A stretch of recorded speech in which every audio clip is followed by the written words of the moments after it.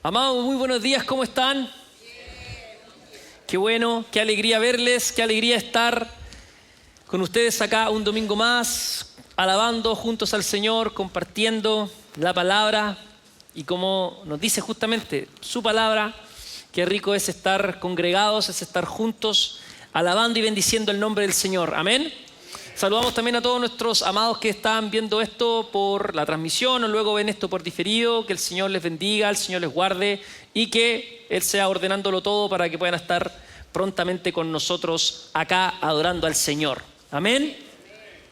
Amados, qué bendición poder estar, como les digo, este domingo una vez más acá. Vamos a terminar hoy esta miniserie que hemos titulado El Camino de Jesús. Aunque en realidad no fue tan pequeñita porque en medio de esta serie también estuvo todo esta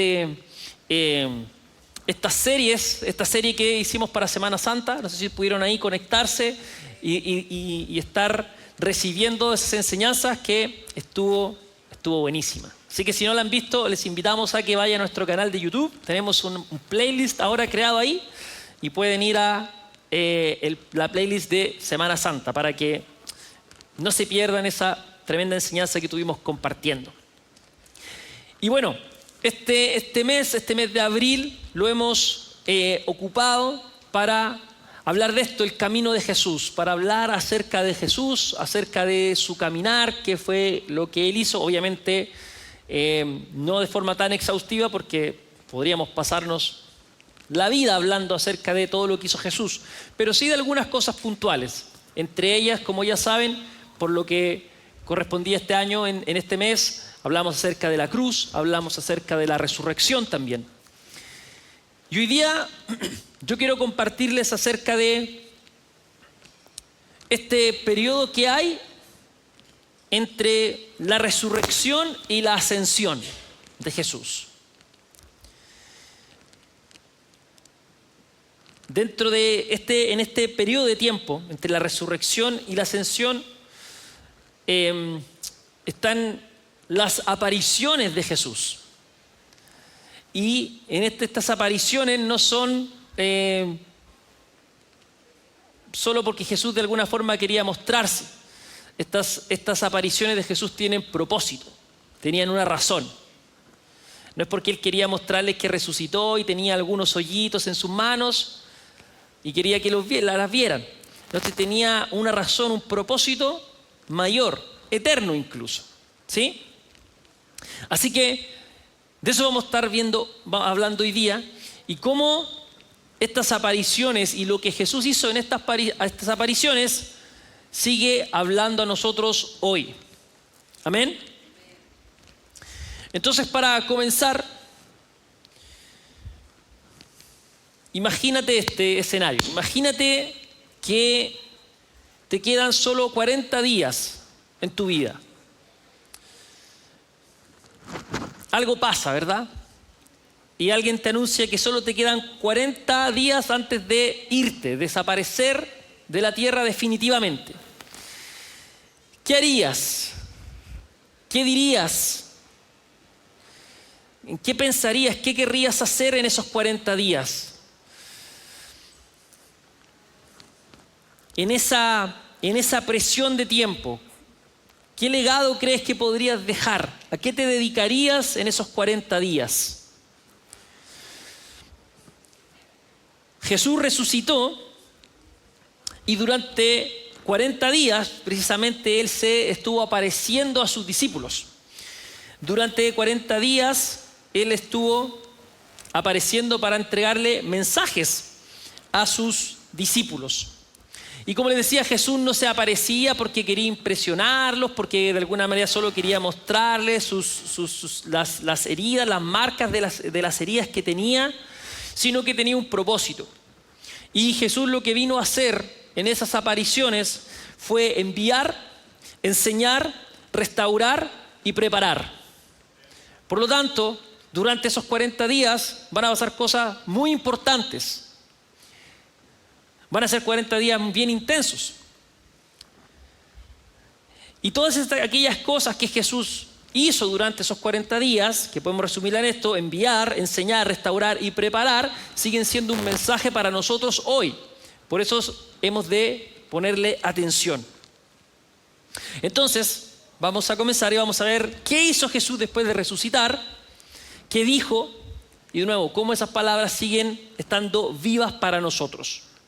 Entonces, vamos a comenzar, y si trajo su Biblia, su dispositivo, si no puede acompañarnos ahí en las pantallas. Vamos a Hechos capítulo 1. Y vamos a partir en el verso 1. Dice: en el primer tratado, oh Teófilo, este es Lucas, el que escribe, hablé acerca de todas las cosas que Jesús comenzó a hacer y enseñar, hasta el día en que fue recibido arriba, después de haber dado mandamientos por el Espíritu Santo, a los apóstoles que había escogido, a quienes también, después de haber padecido, se presentó vivo con muchas pruebas indubitables, apareciéndoseles durante 40 días y hablándoles acerca del reino. En otras versiones, como la Biblia de las Américas, el versículo 3 dice: a estos también, después de su padecimiento, se presentó vivo con muchas pruebas convincentes, o pruebas indubitables, como dice Reina Valera, apareciéndoseles durante 40 días y hablándoles de lo concerniente al reino de Dios. Mira, esto es importante. Conforme a lo que nos dice Lucas, Jesús durante estos 40 días se les apareció a los discípulos, a los apóstoles, con pruebas indubitables, con pruebas concretas. La Biblia textual dice pruebas decisivas, pruebas reales.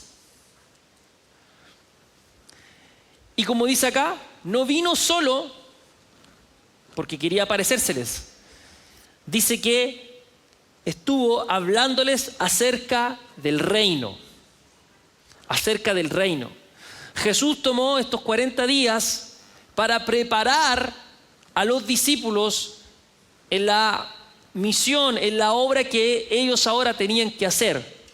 ¿Cuál era esa obra? Dar testimonio de Jesucristo y del reino de Dios. ¿Qué es lo que tenemos que estar haciendo nosotros ahora? Es lo mismo.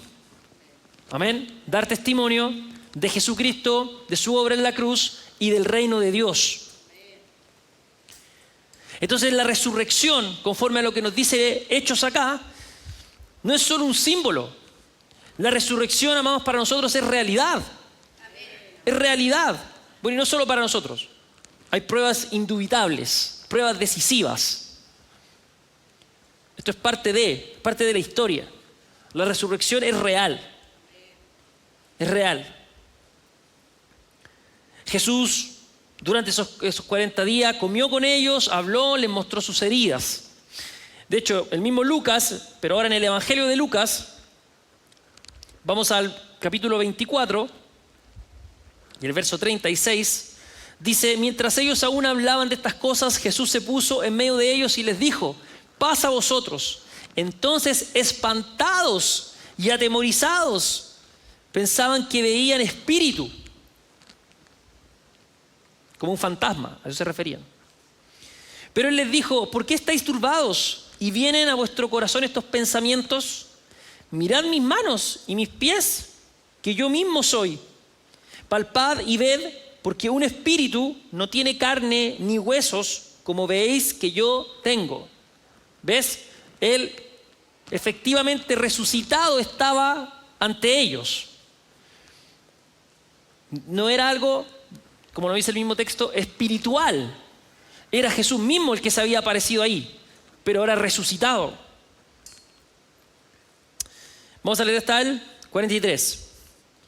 Y diciendo esto les mostró las manos y los pies, y como todavía ellos de gozo no lo creían y estaban maravillados, les dijo: ¿tenéis aquí algo de comer? Entonces le dieron parte de un pez asado y un panal de miel. Y él lo tomó y comió delante de ellos. Y les dijo, bueno, vamos a ver ahí, hasta el 43 nomás. Jesús realmente resucitó.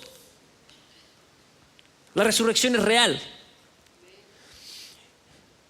Lo que acabamos de leer no fue una ilusión colectiva. Él comió pescado, comió miel. Y en el versículo 20 tenemos la escena en la que Jesús invita a Tomás a que toque ahí sus heridas. ¿Se acuerdan? Porque no quería creer el buen Tomás. Entonces, amados, nuestra fe, porque recuerden lo que hablamos las semanas anteriores, la cruz y la resurrección son la parte neurálgica de lo que nosotros creemos. Pablo va a decir en 1 Corintios 15 que este es el querigma apostólico, este es el anuncio apostólico, que Jesús murió, fue sepultado y al tercer día resucitó. Amén. Esa es la fe que profesamos. Amén. Por lo tanto, nuestra fe no descansa en una idea, sino en algo que al final es un hecho histórico.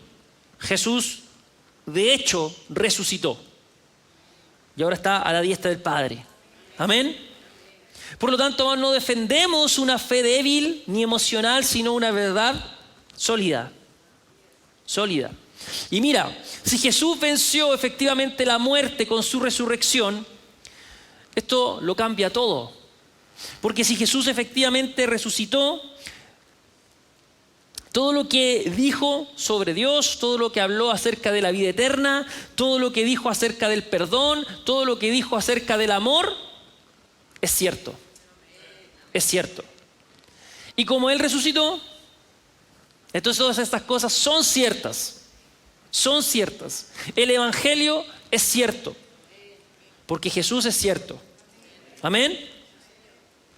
Entonces la resurrección es real. Y tenemos que partir de esta base, porque si no creemos que Jesús resucitó, no vamos a entender qué hizo en estas apariciones. ¿Amén? Entonces, como les decía, estas apariciones de Jesús fueron con propósito. Con propósito. Ya dije, en primera instancia vimos que fue para enviar, para enseñar, para restaurar y para preparar. Entonces, lo primero que vamos a ver con respecto a estas apariciones es que Jesús transforma el temor en misión o en comisión. Jesús transforma el temor en misión o en comisión. Entonces vamos a Juan capítulo 20. Y vamos a leer desde el 19. Dice, cuando llegó la noche de aquel mismo día, el primero de la semana, domingo, estando las puertas cerradas en el lugar donde los discípulos estaban reunidos por medio de los judíos, vino Jesús y puesto en medio les dijo, paz a vosotros. Y cuando les hubo dicho esto, les mostró las manos, el costado, y los discípulos se regocijaron viendo al Señor. Entonces Jesús les dijo otra vez, paz a vosotros. Como me envió el Padre, así también yo os envío. Y habiendo dicho esto, sopló y les dijo, recibid el Espíritu Santo. A quienes remitiereis los pecados, les son remitidos, y a quienes se les retuviereis, les son retenidos. Miren esta escena.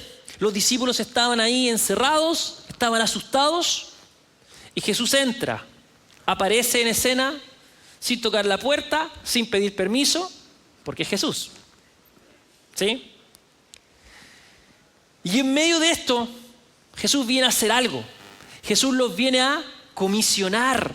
En medio de su temor, en medio de ese miedo en el que estaban sintiendo por la persecución que ya estaban experimentando, Jesús viene y los transforma en mensajeros. Él los comisiona. ¿Y qué les dice? Como el Padre me envió, así yo también os envío. Os envío. Jesús viene a enviarlos.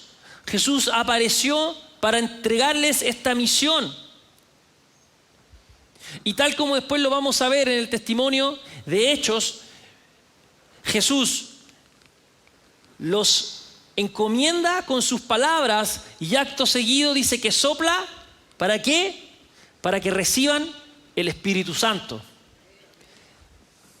Y esto va a calzar muy bien con lo que nos dice la palabra en Hechos, que nos dice que cuando estaban juntos, Jesús les dice que cuando venga el Espíritu Santo recibiréis ¿qué? Poder. Poder. Y recuerde que ese poder del que habla Hechos capítulo 1 tiene una sola razón.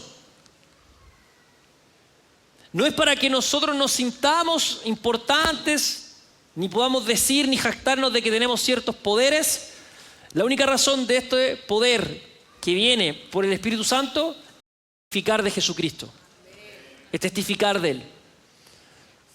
Cuando nosotros predicamos la palabra, entonces nosotros podemos esperar y confiar que el Espíritu Santo va a confirmar su palabra con señales, con prodigios, con milagros. Para eso nos llenó de su poder. Amén. Entonces, de nuevo, estaban ahí asustados, atemorizados, aparece Jesús. Les da esta comisión, les sopla para que reciban el Espíritu Santo y ahora están listos. Jesús en 2 oportunidades, si leyeron ahí conmigo el texto, les dice paz. Paz a vosotros. Y esa paz que les quería infundir Jesús no es solo porque de pronto les apareció Jesús, sino porque el temor que tenían por todo lo que estaba pasando. Y Jesús en dos oportunidades le dice paz, paz. Y la paz, eso es importante, la paz que Jesús ofrece no es ausencia de problemas. No es ausencia de problemas. Para los que confiamos en el Señor, y a lo mejor en nuestra oración le decimos, Señor, lléname de tu paz. Y si lo que estamos esperando con esa oración es no tener más problemas nunca más, estamos mal enfocados en nuestra oración. La paz que Él ofrece no es ausencia de problemas. Y esto lo podemos corroborar lo que le estoy diciendo con justamente el libro de los Hechos. Jesús le dice paz, paz. Y lo que empiezan a tener es no paz. Los persiguen, los apedrean, los encarcelan. Pero hay paz. Porque la paz, de nuevo, no es ausencia de problemas, sino su presencia llena de propósito. Su presencia llena de propósito. Amados, ahí es cuando tenemos paz. Porque podemos estar en medio de muchos problemas, podemos estar en medio de tribulaciones, en medio de situaciones que nos aquejan, que nos pueden generar dolor, incluso algunas pérdidas, pero aún en medio de esos tiempos podemos tener paz. Porque en medio de esos tiempos, su presencia con propósito está con nosotros, está en nosotros. Por eso vemos, por ejemplo, en la epístola a los Filipenses, que Pablo estando encarcelado cantaba. Y Pablo estando encarcelado escribe regocijaos, otra vez digo regocijaos.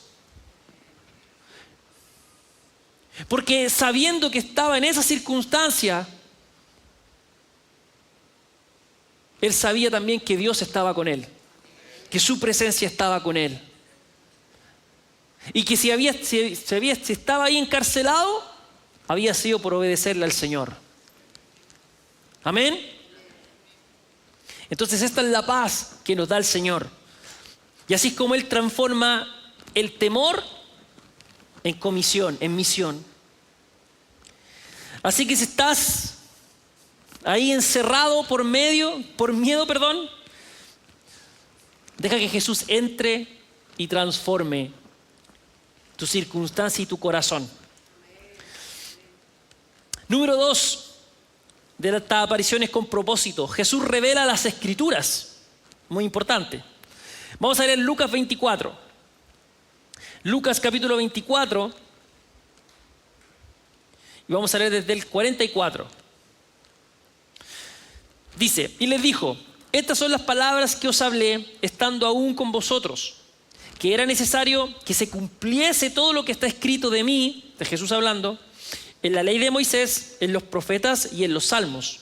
Entonces les abrió el entendimiento para que comprendiesen las escrituras. Y les dijo, así está escrito y así fue necesario que el Cristo padeciese y resucitase de los muertos al tercer día, y que se predicase en su nombre el arrepentimiento y el perdón de pecados en todas las naciones, comenzando desde Jerusalén. Y vosotros sois testigos de estas cosas.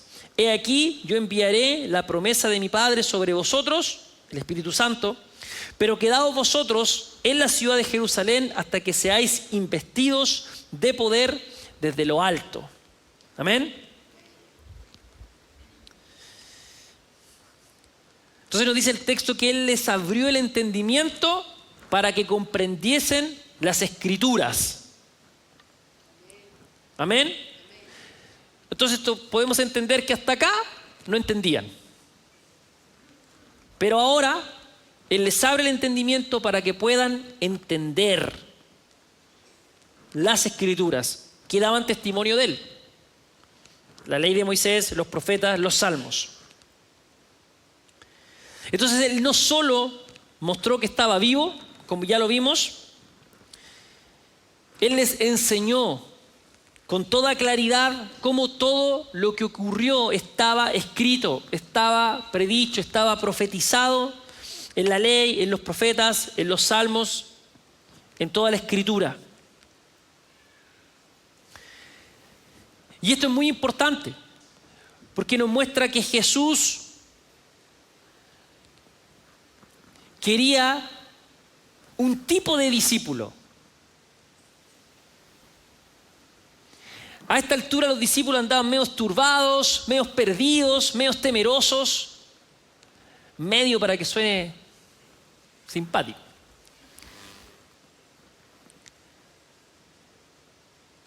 Pero Jesús no quería que sus discípulos quedaran así.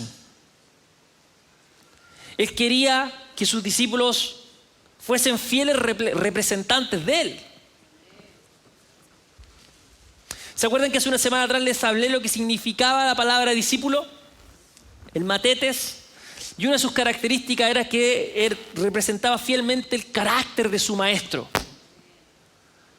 Y eso es lo que quería encargarse Jesús durante estos 40 días. Por lo tanto, Jesús no quería solo seguidores, solo discípulos emocionales. Jesús quería discípulos que entendieran el mensaje, que entendían lo que estaban haciendo, que entendían lo que estaban diciendo. No que solo se quedaran con que caminaron con Él, pero que entendieran todo lo que estuvieron haciendo con Jesús. Entonces Él viene y les abre el entendimiento para que entiendan. Y esto es muy importante, amados, porque son las personas que entienden el mensaje, las que creen y obedecen al Señor a pesar de las circunstancias. Son los que entienden. Cuando el mensaje es entregado, todos pueden oír, pero no todos van a entender.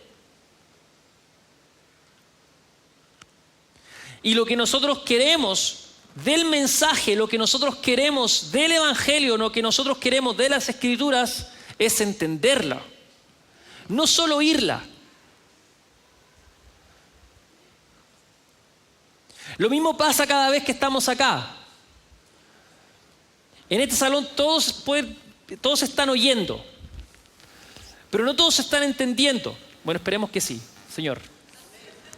Ábreles el entendimiento a todos acá, Señor. Que les caiga el fuego del Señor. Pero quizás no todos van a estar entendiendo, ¿sí?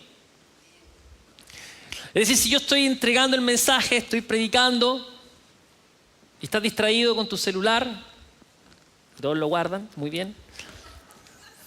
Probablemente vas a oír y no escuchar y por lo tanto entender. Pero es importante que entendamos la palabra, que la entendamos. ¿Se acuerdan la parábola del sembrador? Jesús ya había anticipado esto. En la parábola del sembrador, Jesús nos dice ahí explícitamente que para que la palabra, que es la semilla que se siembra, tenga efecto, tiene que ser entendida. Y la palabra es entendida solo cuando cae en buena tierra, porque la semilla nunca tiene problema, es la tierra. Y la tierra es el corazón. Entonces estas tierras junto al camino, en los pedregales, en los espinos, de alguna manera todos estos terrenos evitan que nosotros entendamos en última instancia el mensaje. Y si no lo entendemos, no hay fruto. Por eso el Evangelio, por eso la palabra, por eso cada mensaje que escuchamos tenemos que querer entenderlo. Porque si lo entendemos, entonces hay fruto que nos bendice y también honra al Señor.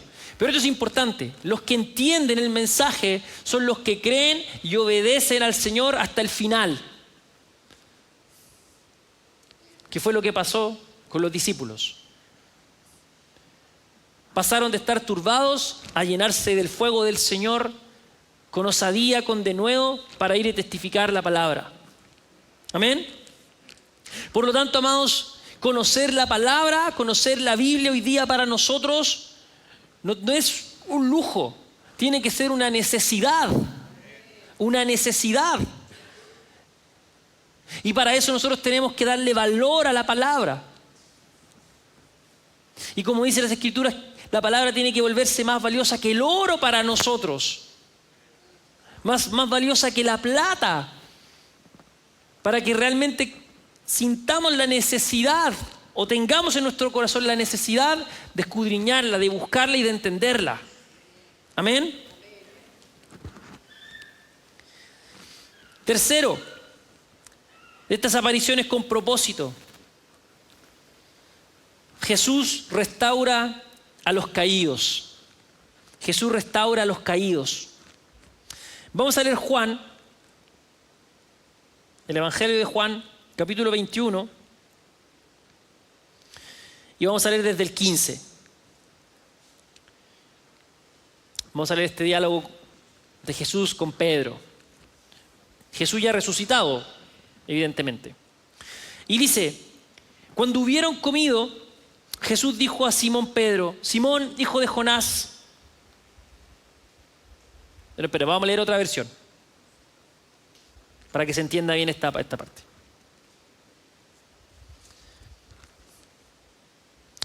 Leamos la Biblia de las Américas, amigos, ustedes la tienen ahí atrás.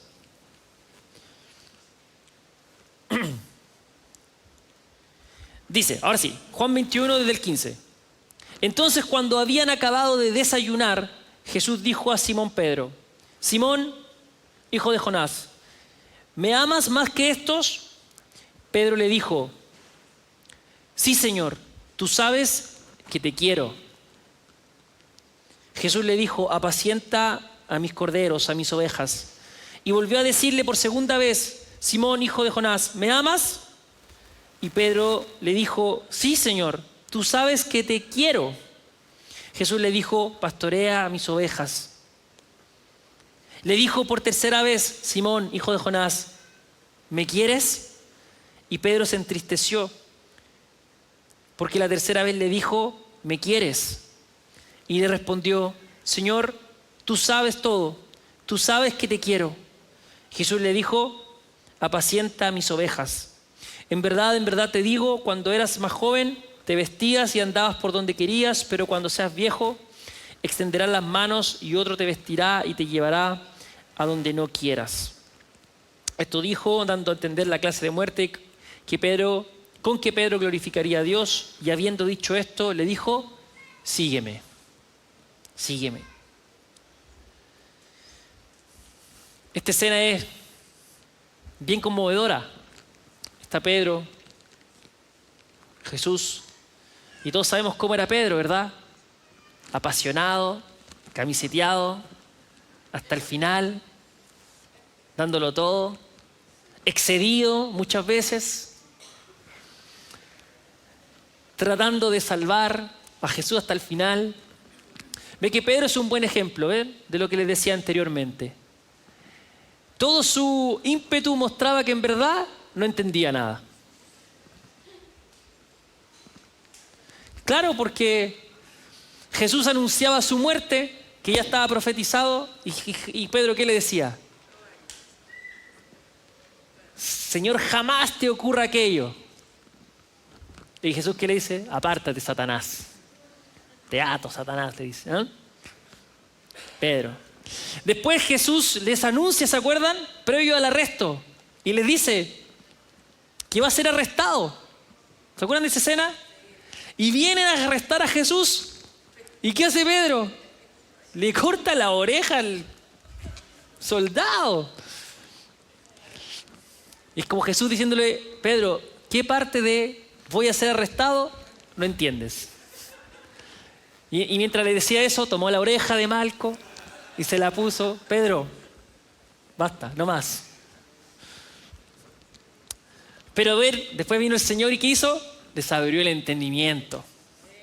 ¿Ve? Y mire esta escena. Jesús le dice, ¿me amas? En el griego aquí son los verbos agapeo y fileo, que son distintas palabras para expresar amor. Entonces Jesús le dice, Pedro, tú me agapeo, y le dice, Señor, tú sabes que te fileo. ¿Sí? Jesús le está diciendo, Pedro, tú me amas así, y Pedro le dice, Señor, tú sabes que yo te amo así. Pedro, tú me amas así, Señor, tú sabes que yo te amo así. Y Jesús, en su misericordia y amor, baja. Y él dice, Pedro, tú fileo a mí. Y él le dice, pero ahora triste, porque sabe que bajó. Yo te fileo, yo te quiero, diríamos en español para diferenciarlo. Pero a pesar de eso, Jesús lo comisiona igual y le dice, apacienta mis ovejas. Apacienta mis ovejas. Recuerden que a esta altura Pedro ya había negado a Jesús 3 veces.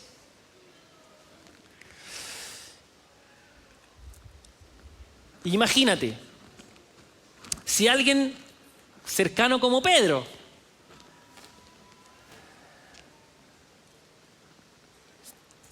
te traicionara así, porque al final Pedro lo negó, ¿sí? Podemos decir que fue una traición.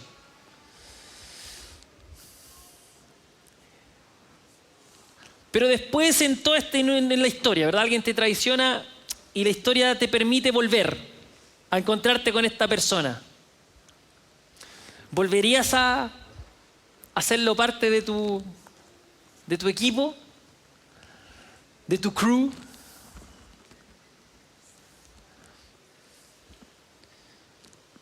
Muchos habrían dejado fuera a Pedro nomás. Habrían dicho, no, Pedro es traicionero. Cuando me vi en problemas me negó. Así que nunca más. ¿Verdad? Así como pensamos, ¿sí o no? ¿Sí?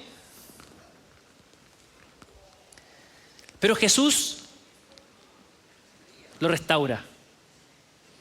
Y con esto nos da una lección. Jesús lo restaura y lo reintegra. Lo suma de nuevo al equipo. Y le da una instrucción clara, certera, precisa. Apacienta a mis ovejas. Cuida del redil. Pastorea. Y al final, de hecho, le dice, sígueme. Sígueme. Jesús perdona aquella negación. Jesús baja a la capacidad de amor que tiene Pedro en ese momento y lo restaura y lo vuelve a comisionar y le vuelve a decir que lo siga. ¿Y qué nos muestra con esto? Que lo que parecía un fracaso de Pedro, Jesús lo convirtió o lo transformó en llamado. En llamado. Y amados, así es el Señor. Así es el Señor con nosotros también. Amado, el fracaso no te descalifica. Porque Dios tiene la capacidad de rehacer nuestra historia. Él tiene la capacidad de hacerlo. Y si en nuestro caminar no hemos pifiado, si en nuestro caminar nos hemos salido quizás del curso, amados, podemos saber que Dios puede rehacer esas cosas. Si es que tenemos como Pedro la disposición de ir delante del Señor.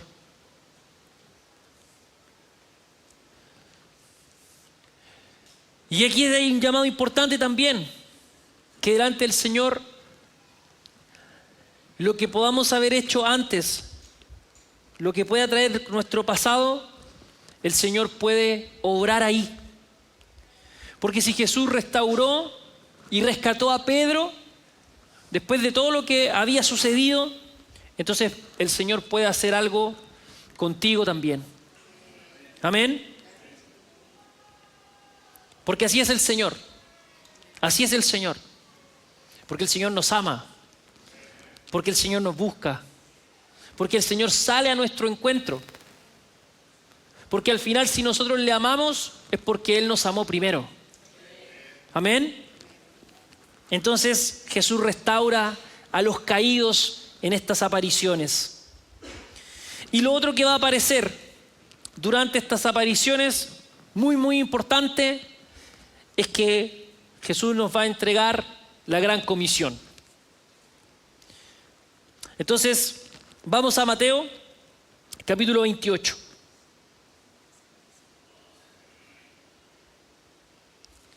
El verso 18. Dice, y acercándose Jesús les habló diciendo, toda autoridad me ha sido dada en el cielo y en la tierra. Id pues y haced discípulos de todas las naciones, bautizándolos en el nombre del Padre, del Hijo y del Espíritu Santo, enseñándoles a guardar todo lo que os he mandado, y he aquí yo estoy con vosotros todos los días hasta el fin del mundo. Amén. Esto es lo que entendemos hoy como la gran comisión, que es el llamado que tenemos todos los creyentes. ¿Cuál? De ir y hacer discípulos a todas las naciones. Amén. Jesús dice en el verso 18, toda autoridad me ha sido dada en el cielo y en la tierra. Y luego los comisiona. Con esto Jesús les quería dejar claro que no hay lugar ni circunstancia donde Él no tenga autoridad, donde Él tenga poder y dominio. Toda autoridad le ha sido dada. Y en esa autoridad es que Él nos envía y nos comisiona. Ahora vamos a Hechos 1:8.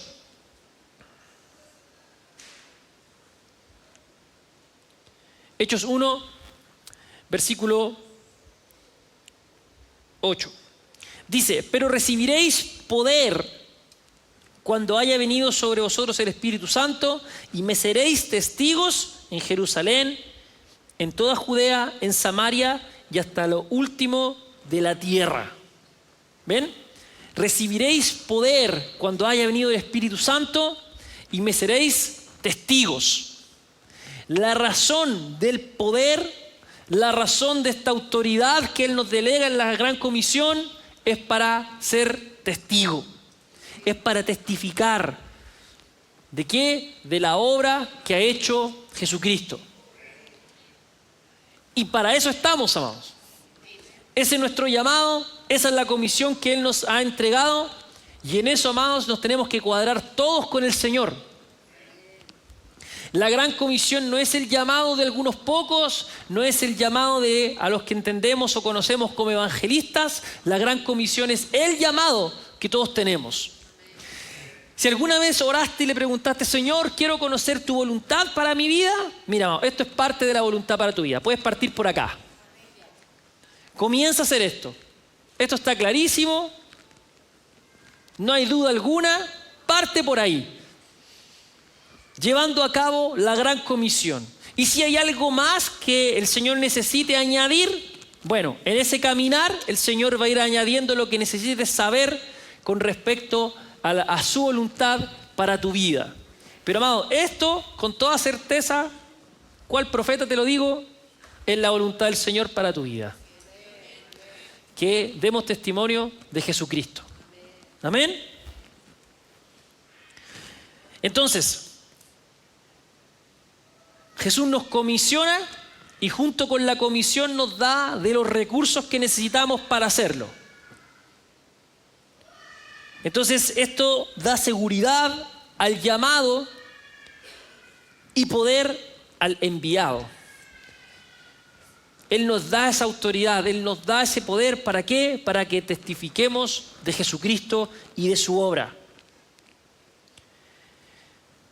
Entonces nosotros, amados, cuando predicamos, cuando damos testimonio de Cristo, no lo hacemos desde la debilidad, sino que lo hacemos desde el respaldo divino, sabiendo que Dios está con nosotros. Cuando nosotros compartimos el Evangelio con alguien, nosotros tenemos que creer y estar plenamente convencidos de que Dios va a respaldar nuestras palabras. Porque no vamos a contar un cuento ni una historia, vamos a hablar el Evangelio. Vamos a dar testimonio de Jesucristo y lo que Él ha hecho. Y nos dijo en la palabra que recibiremos poder, que es la llenura del Espíritu Santo, para hacer esto. Vamos, efectivamente Dios nos ha llenado de su Espíritu para que nosotros podamos testificar acerca de Él. Entonces, en última instancia, no se trata de nosotros ni de nuestras capacidades, sino de la disposición que nosotros tenemos para hacerlo y podamos ser testigos de cómo Dios nos utiliza para que Él pueda mostrar su poder. Amén. Entonces, Jesús nos entrega la gran comisión y deja claro, primero, que Él tiene toda la autoridad. Segundo, Él va a dar una misión clara. Una misión clara. En Mateo 28, que estábamos ahí recién, en los versos 19 y 20, dice: por tanto, id y haced discípulos a todas las naciones, bautizándolos en el nombre del Padre y del Hijo y del Espíritu Santo, enseñándoles que guarden todas las cosas que os he mandado, y aquí yo estoy con vosotros todos los días hasta el fin del mundo. Amén. Hay una misión clara: id y haced discípulos, enseñarles, yo estoy con vosotros todos los días. Amados, nosotros tenemos que entender la gran comisión no como un llamado a invitar gente a la iglesia solamente, que está bien, podemos hacerlo. Pero el llamado de la gran comisión, primero es un ir. Ir. Y eso es algo que nosotros tenemos que trabajar como iglesia local y en general. El llamado de la gran comisión es ir. Y nosotros por alguna razón hoy día entendemos la gran comisión como vengan. Y así no funciona. Es ir. Ir. Nosotros vamos. ¿A dónde vamos? A donde están aquellos que no han escuchado el mensaje. El orden de las cosas es así. Vamos, predicamos el mensaje, vienen a la iglesia. Porque esta reunión, aunque puede venir gente de visita, no hay problema, pero esta reunión es la congregación de los santos, de los creyentes. Amén. Esta asamblea es la asamblea de los creyentes. Por eso todos, cuando alabamos, cuando se está predicando, estamos todos atentos al mensaje. ¿Por qué? Porque esta es la reunión, es la asamblea de los creyentes, de los santos del Señor. Si alguien no conoce del Señor, ve que nunca piense que el Evangelio es irracional ni ilógico. Esto tiene mucha lógica. Mire. Si alguien no conoce nada del Señor, ¿qué le hace pensar a usted que esa persona, por el mero hecho de caminar por afuera y ver el letrero, va a decir: oh, sí, tengo que entrar a la iglesia a escuchar la palabra de Dios? ¿Le parece lógico eso? No tiene ni un sentido, ¿cierto?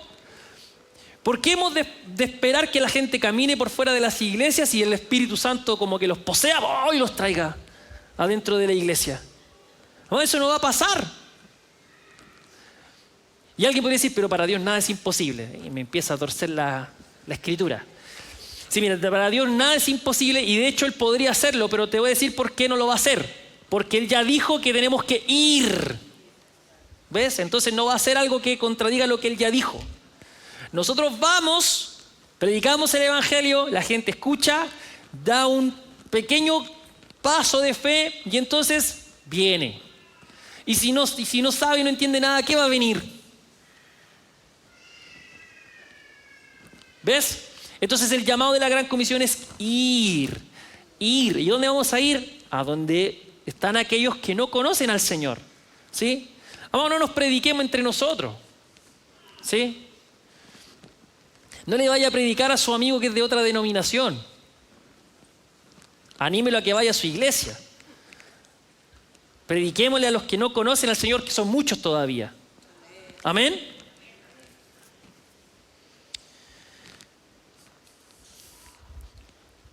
La Gran Comisión tiene un llamado a ser discípulos. Y hacer discípulos nos habla de formar, de formación, formar vidas, enseñar, acompañar. Eso es lo que hace un maestro con un discípulo. Y la Gran Comisión nos manda a discipular. Por lo tanto, vamos a ir donde no están, les vamos a hablar del Señor y después vamos a hacer esto, lo vamos a formar, les vamos a enseñar y los vamos a acompañar. ¿Y qué nos promete Él? En estos mismos versos de Mateo, que mientras hacemos eso, Él va a estar con nosotros siempre. Siempre. Por lo tanto, cuando nosotros damos, porque hay que dar un paso de fe para predicar el Evangelio, podemos saber que el Señor va a estar con nosotros, ahí con nosotros siempre. Siempre.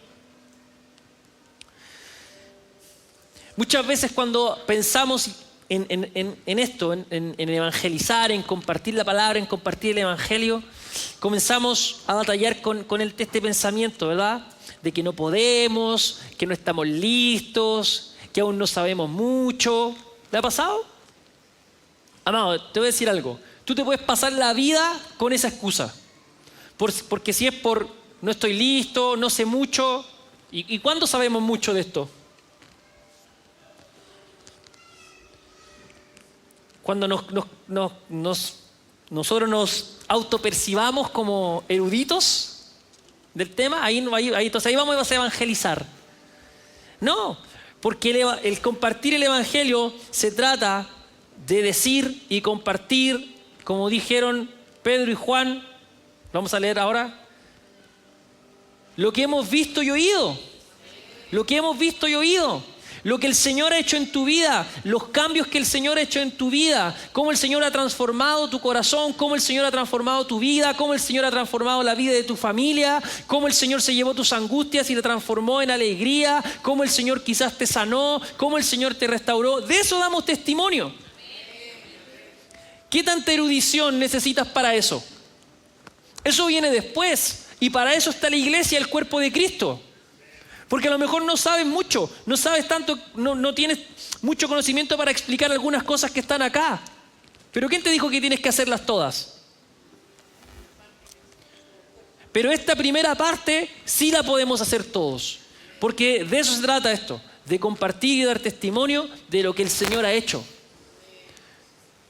Porque como dijeron los discípulos, no podemos dejar de decir lo que hemos visto y lo que hemos oído. Y de eso damos testimonio y de eso podemos testificar todos.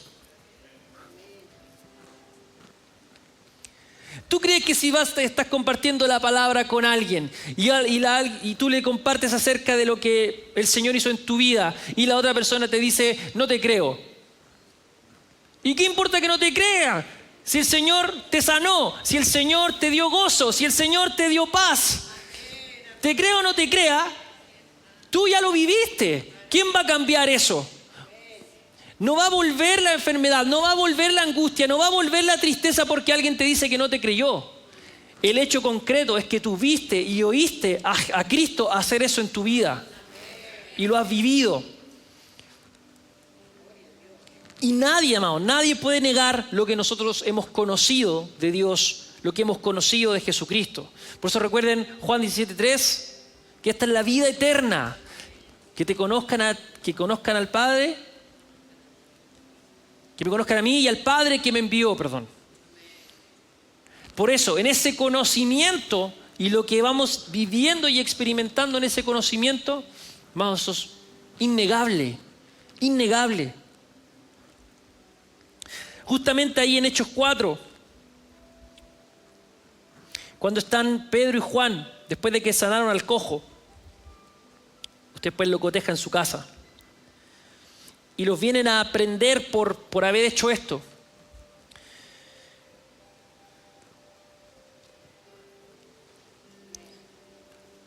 En el versículo 13 dice que Juan y Pedro habían estado predicando. Y miren lo que dicen de Juan. Esto yo se lo he dicho otras veces, pero es importante. Dice: entonces, viendo el denuedo, la osadía de Pedro y de Juan, y sabiendo que eran hombres sin letras y del vulgo, se maravillaban y les reconocían que habían estado con Jesús.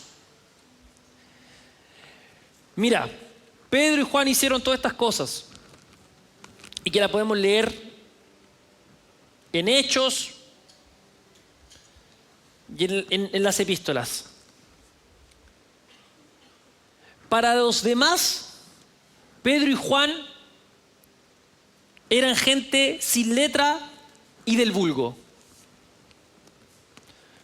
Hoy día, más contextualizado, alguien diría que Pedro y Juan eran personas ordinarias e ignorantes. Y sin embargo, les reconocían que habían estado con Jesús. Y se asombraban el denuedo con el que predicaban. Eran sin letras y del vulgo, pero recién habían sanado a un cojo. Eran sin letras y del vulgo, pero se le plantaron a los líderes religiosos y a las autoridades de la época. Y entonces, si quizás estos que pueden ser nuestros máximos exponentes bíblicos de seguir al Señor eran así, ¿cómo nosotros no vamos a dar testimonio del Señor, amado? Porque incluso si fuésemos todos también sin letras y del vulgo, ahí está la vara.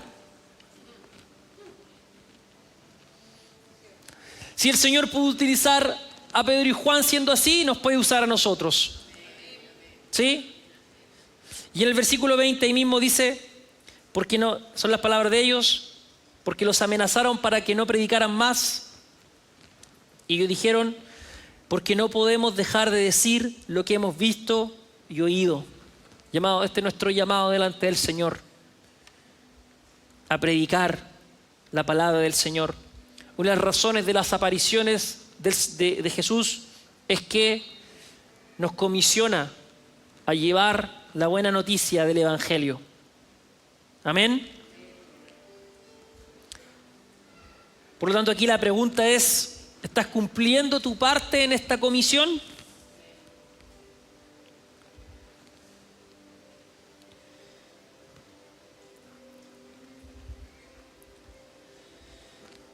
Y por último,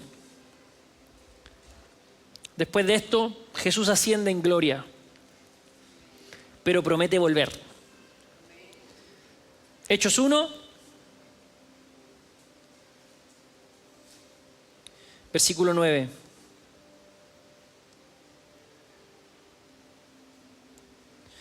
Y habiendo dicho estas cosas, viéndolo ellos, fue alzado y le recibió una nube que le ocultó de sus ojos. Y estando ellos con los ojos puestos en el cielo, entre tanto que él se iba, he aquí, se pusieron junto a ellos 2 varones con vestiduras blancas, los cuales también les dijeron, varones galileos, ¿por qué estáis mirando al cielo? Este mismo Jesús que ha sido tomado de vosotros al cielo, así vendrá como le habéis visto ir al cielo, volverá. Amén. Así como le habéis visto ir al cielo, así vendrá. Amados, la historia no termina con la ascensión. Hay una promesa de retorno. Y confiamos y creemos que el Señor volverá. Creemos que el Señor volverá y establecerá su reino en medio de nosotros. Y mientras esperamos, No lo hacemos de brazos cruzados, no lo hacemos de forma pasiva, sino como testigos activos, dando testimonio de lo que el Señor ha hecho. Y esto nos hace recordar algo, que el cielo no es un escape, no es un escape. El cielo es el destino. Pero mientras tanto, hay algo que hacer, hay una obra que hacer, hay una comisión con la cual cumplir. ¿Amén? Y amados, esta historia tiene espacio para todos. Si hay alguien que nos escucha acá, que está dando sus primeros pasos en el Señor, o alguien que nos está viendo por la transmisión o ve luego esto después, sepan que esta historia tiene un lugar para ti. Amén.